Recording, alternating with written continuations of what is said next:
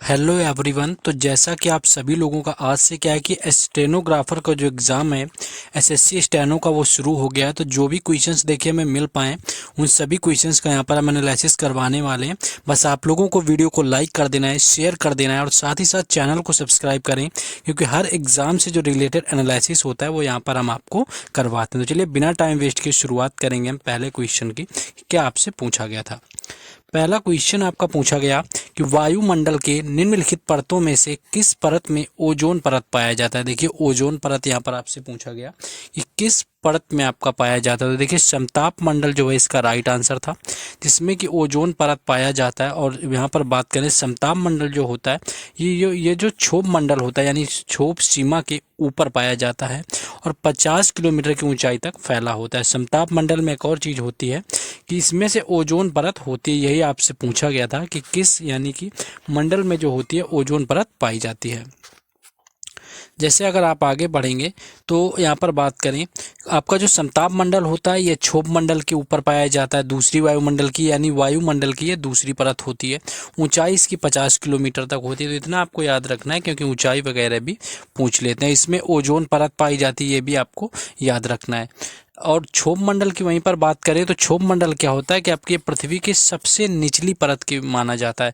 और जो क्षोभ मंडल होता है इसकी जो ऊंचाई अगर आपसे कभी पूछी जाए तो यह 7 से लेकर के 20 किलोमीटर तक आता है, जहां पर मौसम संबंधी सभी घटनाएं होती हैं। तो यहाँ पर आपको ये ध्यान रखना होगा। नेक्स्ट आगे देखेंगे, हम लोग अपने क्वेश्चन पे आ जाएंगे।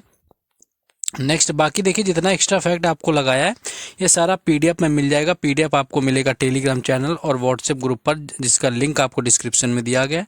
वहां से जुड़ जाइए, हर तरह की अपडेट मिलती रहेंगी। और बाकी चैनल सब्सक्राइब करके बेल आइकन जरूर रखेंगे, ऑन कर लेंगे आप लोग। नेक्स्ट क्वेश्चन है कि व्यापति चिन्ह सत्यम का संबंध निम्नलिखित में से किस शास्त्रीय नृत्य से था। देखिए व्यापति चिन्ह सत्यम की बात करें तो इससे पहले भी जो एसएससी के एग्जाम हुए हैं उनके अंदर ये क्वेश्चन जो है कई बार पूछा गया, रिपीटेड क्वेश्चन है। कुचिपुड़ी है जो इसका राइट आंसर हो जाएगा, जिससे कि वेम्पति चिन्ह सत्यम का संबंध है। और ये पाया आपका कहाँ पर यानी किस आपका राज्य का शास्त्रीय नृत्य है। तो ये आंध्र प्रदेश राज्य का शास्त्रीय नृत्य होता है। और जैसा कि भारत के कुल 8 शास्त्रीय नृत्य होते हैं, जिसमें कि आंध्र प्रदेश का जो कि एक कृष्णा जिला पड़ता है, वहाँ पर एक गाँव आता है कृष्णा जिले के अंतर्गत आंध्र प्रदेश के, जिसका नाम है आपका कुचिपुड़ी। ठीक है, तो उसी के नाम पर ये पड़ गया था। नेक्स्ट क्वेश्चन है सत्रिया नृत्य किस राज्य से संबंधित है। देखिए सत्रिया की बात करी गई तो असम यानी कि असम इसका राइट आंसर हो जाएगा। और यह भी क्या है कि भारत के 8 शास्त्रीय नृत्यों में से एक आता है और सबसे अंत में शामिल होने वाला शास्त्रीय नृत्य है। और जो सत्रिया को संगीत नाटक अकादमी के द्वारा 2000 में शास्त्रीय नृत्य का दर्जा दिया गया था, यानी सबसे अंतिम शामिल होने वाला शास्त्रीय नृत्य की कैटेगरी में ये सत्रिया है। वर्ष 2000 के अंदर क्या है कि इसको शास्त्रीय नृत्य के अंतर्गत शामिल किया गया था। तो ये क्वेश्चन जो है इसको यहाँ पर याद रख लेंगे। नेक्स्ट क्वेश्चन है कि गोल किस प्रसिद्ध भारतीय खिलाड़ी की आत्मकथा है। गोल आपसे पूछी गई। देखिए गोल जो एक आत्मकथा है वो लिखी गई है मेजर ध्यानचंद के द्वारा। सभी लोगों को मेजर ध्यानचंद के बारे में पता होगा। ये क्या है कि भारतीय हॉकी खिलाड़ी हैं जिन्हें कि हॉकी के जादूगर के नाम से भी जाना जाता रहा है। हॉकी के जादूगर की आत्मकथा जो है गोल नाम से, जिसको 1952 में प्रकाशित किया गया था, यानी कि 1952 में इसको प्रकाशित किया गया।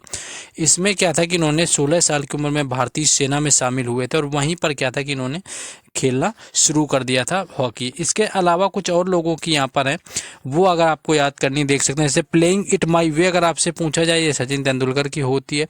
कपिल देव की 3 आत्मकथा लिखी है। बॉय गॉड्स डिक्री जो कि 1985 में आई, क्रिकेट माई स्टाइल 1987 में आई, और स्ट्रेट फ्रॉम हार्ट जो है ये 2004 में आई। तो ये 3 कपिल देव की हैं।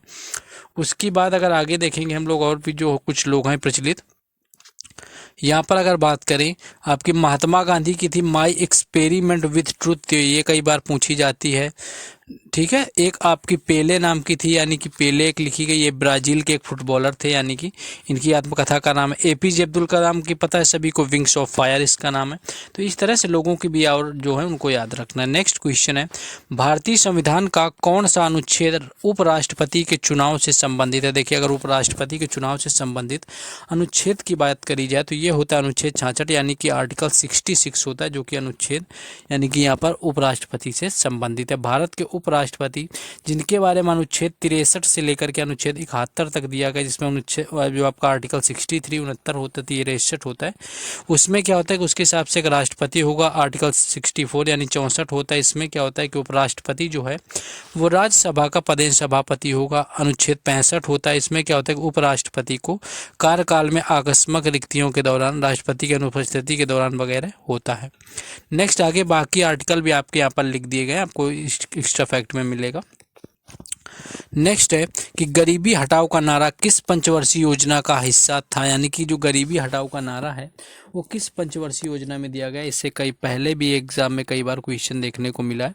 तो ये थी 5वीं पंचवर्षीय योजना, यानी कि 5वीं पंचवर्षीय योजना में जो है गरीबी हटाओ का नारा दिया गया था। 5वीं पंचवर्षीय जो योजना थी वो 1974 से लेकर के 1978 तक चली थी। इंदिरा गांधी के राजनीतिक विरोधियों के लिए क्या था कि इंदिरा गांधी हटाओ का भी नारा दिया था, लेकिन इंदिरा गांधी ने ये नारा दिया था गरीबी हटाओ का। तो ये आपको याद रखना है। पहली पंचवर्षीय योजना आपकी 1951 से 1956 तक थी, हेराल्ड डोमर मॉडल पर आधारित थी, आपको याद रखना है। इसके बाद अगर इसकी विकास दर की बात करें 2.1 थी, जबकि इसने 3.6 को प्राप्त किया।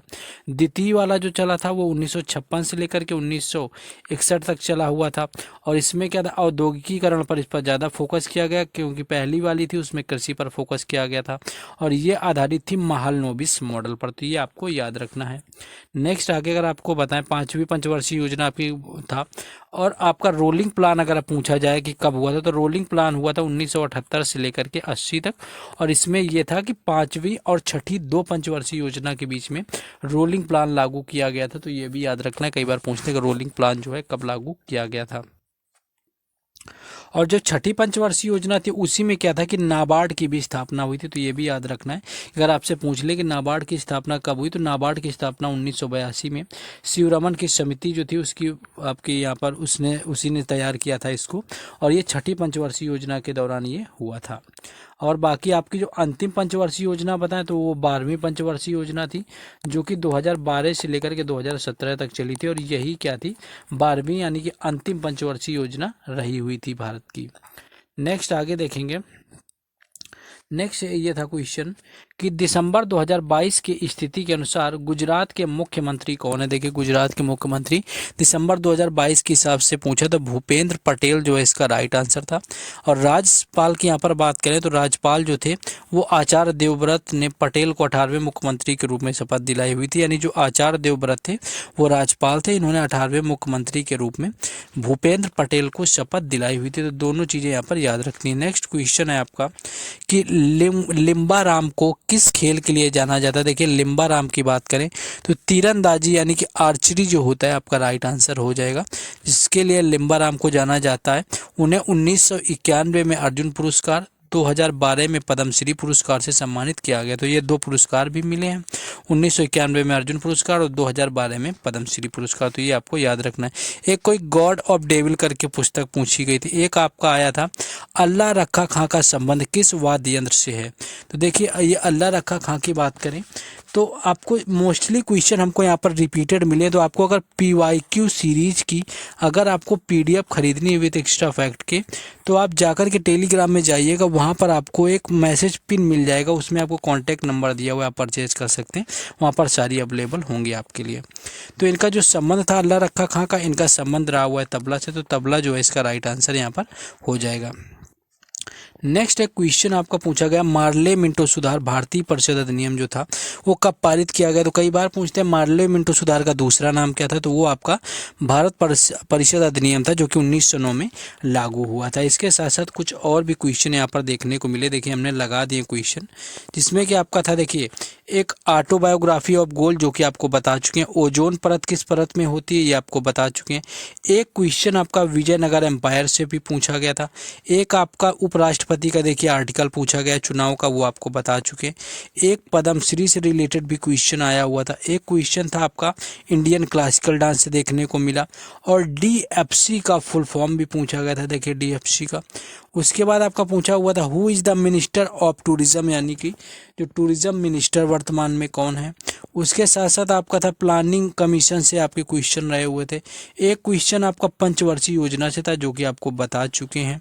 इसके साथ साथ अगर और देखें आपके क्वेश्चन कहाँ से थे, आपका 3 से 5 क्वेश्चन साइंस से देखने को मिले हुए थे। एक क्वेश्चन आपका था सुप्रीम कोर्ट से रिलेटेड इंडिया का।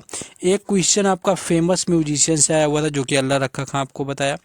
एक क्वेश्चन आपका स्पोर्ट्समैन से था, ये भी आपको बता चुके हैं।